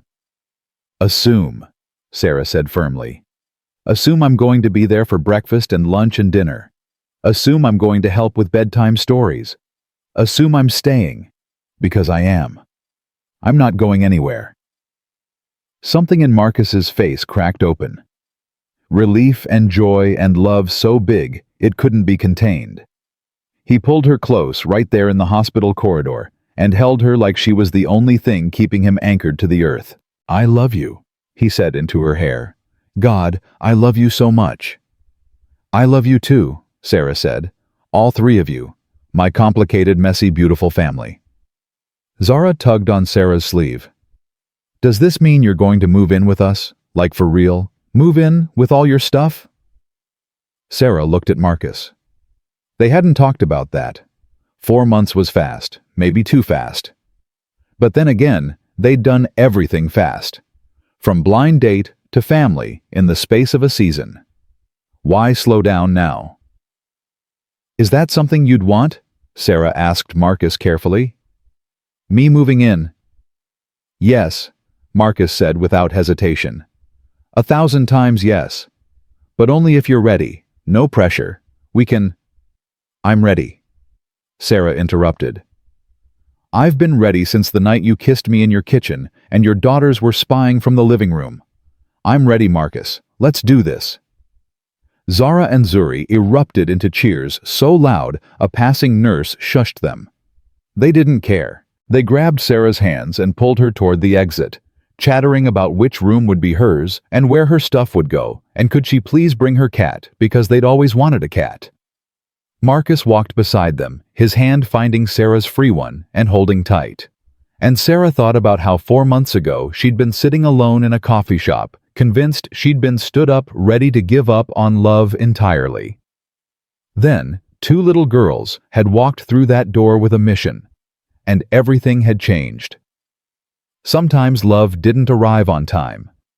Sometimes it was 17 minutes late, carried in by 2 6-year-olds who refused to let their father's happiness slip away. Sometimes it came with complications and grief and middle-of-the-night hospital runs.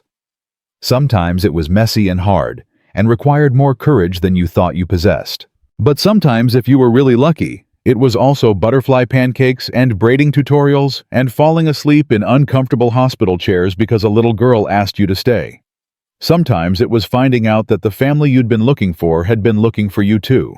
And sometimes, against all odds and despite every fear, it was exactly perfect.